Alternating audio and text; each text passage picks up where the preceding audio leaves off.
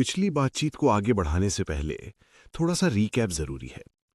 पिछली वीडियो में हमने दक्षिणाचार को समझा था, वो अवस्था जहां इंसान अपनी इच्छाओं, भावनाओं और इम्पल्सिस को न तो दबाता है न खुली छूट देता है, बल्कि जागरूकता के साथ दिशा देना सीखता है। हमने देखा कि दक्षिणाचार बैलेंस सिखाता है, रिस्पॉन्सिबिलिटी के साथ फ्रीडम, अवेयरनेस के साथ एंगेजमेंट। लेकिन तंत्र यहीं रुक नहीं जाता, क्योंकि एक बहुत गहरी सच्चाई है जिसे ज्यादातर लोग देखना नहीं चाहते। आप जितने भी डिसिप्लिन्ड हो जाए, आप जितने भी बैलेंस दिखें, आपके भीतर कुछ ऐसे हिस्से रहते हैं जिन्हें आपने कभी खुलकर नहीं देखा। डर, ईर्ष्या, कामना, क्रोध, सत्ता की चाह और वे विचार जिन्हें आप खुद से भी छुपाते हैं। और यहीं से आज का विषय शुरू होता है। आज हम बात करेंगे 5वें आचार की, वामाचार। ये शायद तंत्र का सबसे ज्यादा गलत समझा गया हिस्सा है। जैसे ही लोग वामाचार शब्द सुनते हैं, उनके मन में एक्सट्रीम इमेजेस आ जाते हैं, टैबू, इमोरैलिटी, रिबेलियन। लेकिन सच ये है कि वामाचार कोई उच्छृंखल जीवन शैली नहीं है। वामाचार है अपने शैडो से ईमानदार मुलाकात। अगर वेदाचार कहता है नियम मानो, वैष्णवाचार कहता है जुड़ो, शैवाचार कहता है देखो, दक्षिणाचार कहता है संयम रखो, तो वामाचार कहता है जिससे तुम भागते हो उसे देखो। साइकोलॉजी की भाषा में इसे कहते हैं शैडो इंटीग्रेशन। ये वो अवस्था है जहां व्यक्ति ये स्वीकार करता है कि वो सिर्फ अच्छा नहीं है, वो सिर्फ नैतिक नहीं है, वो सिर्फ सभ्य नहीं है, वो पूरा इंसान है। अब मैं आपको एक कहानी सुनाता हूं। एक व्यक्ति है, वो बहुत डिसिप्लिन्ड है, मेडिटेशन करता है, गुस्सा कंट्रोल करता है, लोग उसे मैच्योर कहते हैं। लेकिन उसके भीतर एक जेलसी है जिसे वो कभी स्वीकार नहीं करता। एक सेक्सुअल डिजायर है जिसे वो गलत कहकर दबा देता है। एक पावर हंगर है जिसे वो स्पिरिचुअलिटी से ढक देता है। बाहर से सब शांत है, लेकिन भीतर टेंशन है। फिर एक दिन किसी छोटी सी बात पर वो अचानक एक्सप्लोड करता है, या सीक्रेटली इंडल्ज करता है, या खुद से नफरत करने लगता है। तंत्र कहता है ये पतन नहीं है, ये शैडो की दस्तक है। वामाचार में व्यक्ति ये समझता है कि जो दबाया गया है वो किसी न किसी रूप में वापस आएगा। इसलिए यहां सेपरेशन नहीं है, यहां कॉन्शियस कन्फ्रंटेशन है।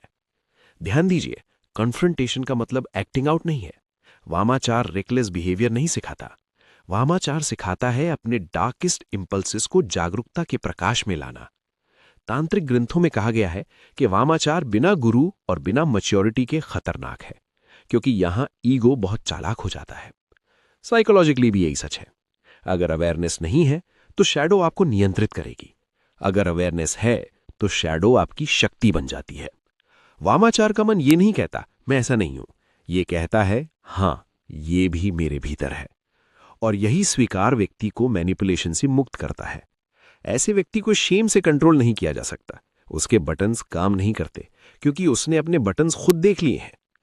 अब इमेजिन कीजिए ऐसा व्यक्ति कितना ग्राउंडेड होगा। वो मॉरल प्रीचिंग नहीं करेगा, वो दूसरों को जज नहीं करेगा, क्योंकि उसने खुद को पूरा देखा है। लेकिन यहां एक बहुत सटल डेंजर भी है।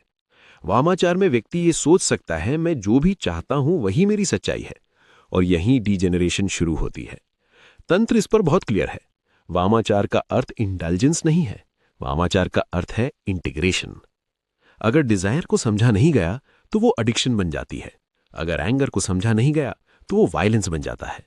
इसलिए वामाचार के लिए दक्षिणाचार की मैच्योरिटी जरूरी है, अवेयरनेस जरूरी है, एथिकल ग्राउंडिंग जरूरी है।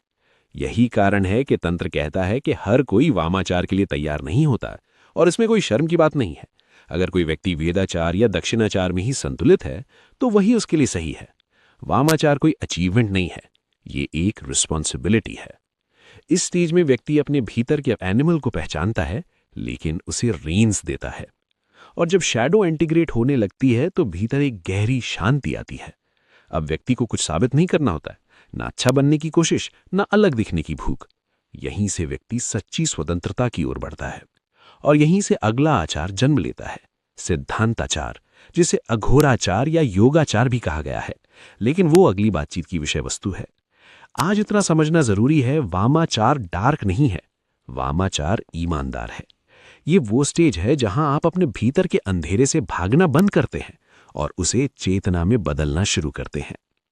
अगर आपको लगता है कि अब आप खुद को आइडियल इमेज में फिट नहीं करते, अगर आप अपने भीतर के कॉन्ट्रडिक्टरी हिस्सों को देखने लगे हैं, अगर आप शेम से थोड़ा मुक्त महसूस करते हैं, तो संभव है कि आप वामाचार की मनोवैज्ञानिक अवस्था को छू रहे हैं, और ये एक बहुत गहरी यात्रा है। अगले वीडियो में हम सिद्धांताचार की बात करेंगे, जहां ड्युअलिटी और कॉन्फ्लिक्ट डिसॉल्व होने लगते हैं। अगर आप इस पूरी श्रृंखला को छोड़ना नहीं चाहते, अगर आप तंत्र को सेंसेशनल नहीं बल्कि मानव मन की सबसे ईमानदार मैप की तरह समझना चाहते हैं, तो चैनल से जुड़े रहिए, सब्सक्राइब कीजिए, क्योंकि अब हम उस स्तर पर पहुंच रहे हैं जहां शब्द कम और स्पष्टता ज्यादा होगी।